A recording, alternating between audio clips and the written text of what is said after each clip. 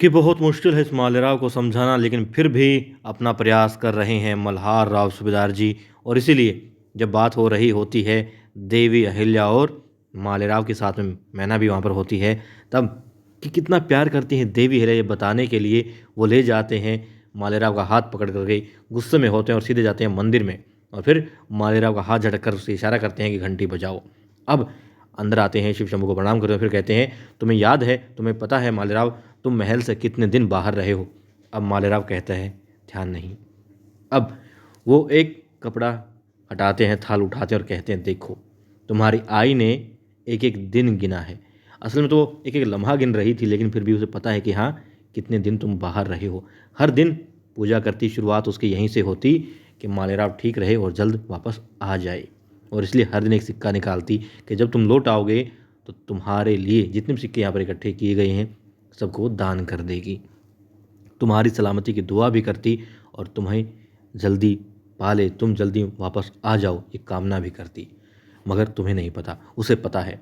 फिर उसे ले जाते हैं वहाँ पर जहाँ रसोई घर होता है, पकवान बन रहे होते हैं और बताते हैं कि मालेराव तुम्हारी आई कि ना जाने तुम कब आ जाओगे, इस आस में तुम्हारे लिए तुम्हारे पसंद का हर दिन कोई ना कोई पकवान यहाँ बना करता था।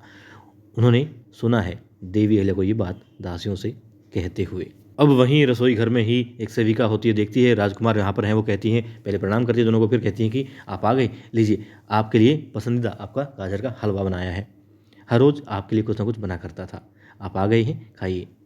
उन्हें दे देती है, वो खा भी रहा होता है। साथ में मल्हार राव सूबेदार जी बता रहे होते हैं कि देखा, तुम्हारी आई हर दिन तुम्हारे लिए बनाया करती थी, इस आस में कि तुम लौट आओगे, जल्द आओगे और आते ही तुम्हें अपने हाथों से वो पकवान खिलाएगी।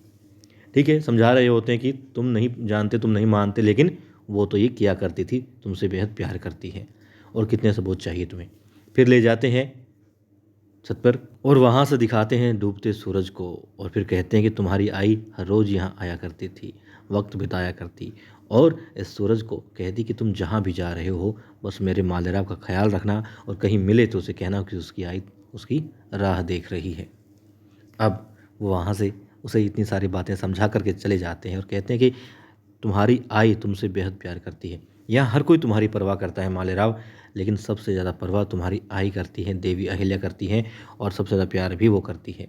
शायद उनसे ज़्यादा तुम्हारी परवाह कोई नहीं करता। अब सूबेदार जी कहते हैं कि मालेराव इतनी भी परीक्षा मत लो अपनी आई की, इस ममता की, कि लोगों का विश्वास उठ जाए पुत्र प्रेम से, पुत्रों से।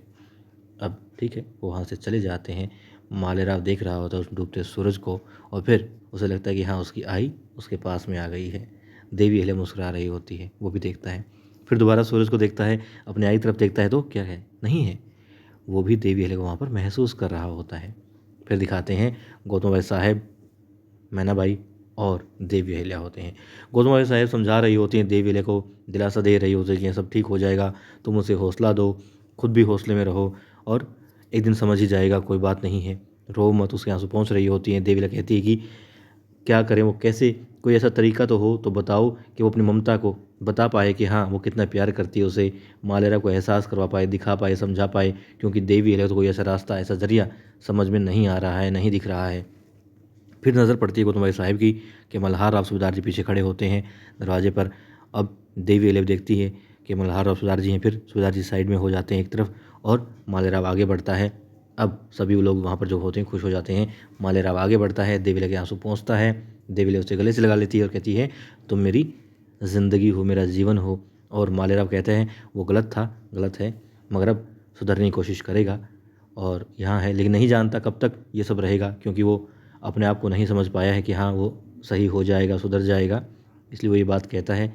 देवी अहिल्या उसे कहती है कि वो उसे बहुत प्रेम करती है, बहुत प्यार करती है और उसके बिना नहीं रह सकती, तो उसे कहीं नहीं जाना है। वो कहती तुम वाड़े को छोड़ कर के कभी भी कहीं नहीं जाओगे।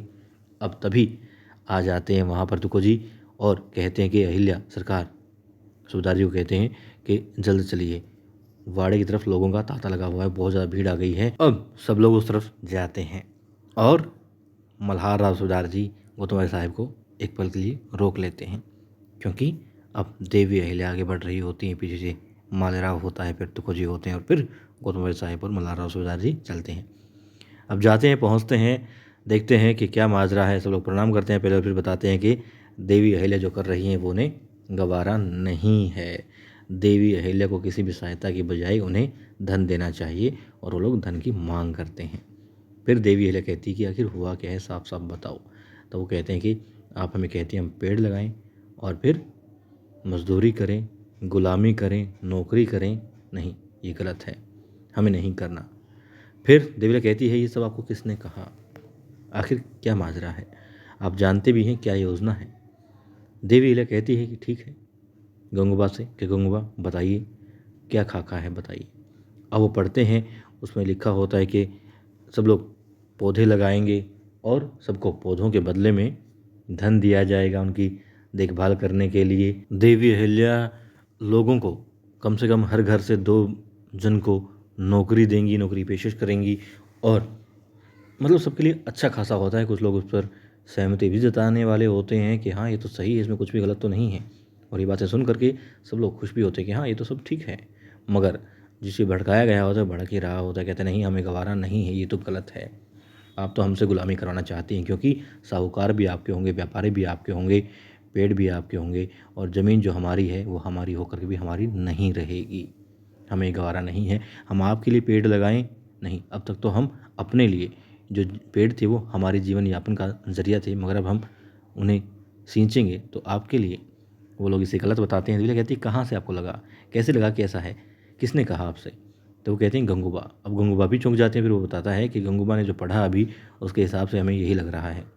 लोग कहते हैं नहीं हमें मंजूर नहीं है।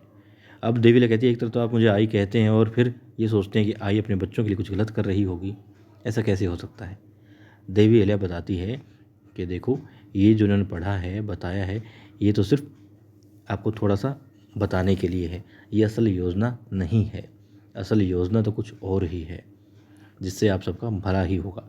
ये बात सुनकर मल्हार और सूबेदार जी भी चौंक जाते हैं और चौंक जाता है हरिपंत भी, जो खिड़की में से सब कुछ देख रहा होता है, सुन रहा होता है और इशारा करता है गंगूबा की तरफ कि क्या। वो कहते हैं मुझे कुछ नहीं पता हरिपंत जी। और लोग भी चौंक जाते हैं क्योंकि देवी अहिल्या बताती है कि जो योजना है आप लोगों के लिए, जो असल में आप लोगों के हित में चीज़ है, उसका नाम है 7 बाधा। अब हर कोई हैरान हो जाता है और हरिपंत बेचारा परेशान हो जाता है कि आखिर ये कौन सी योजना है, क्या है इसमें। और जो लोग भड़के हुए हैं, पैसे लिखा करके भी देवी अहिल्या के खिलाफ बोल रहे हैं, वो लोग हैरान हैं कि आखिर अब कैसे बगावत कर पाएंगे।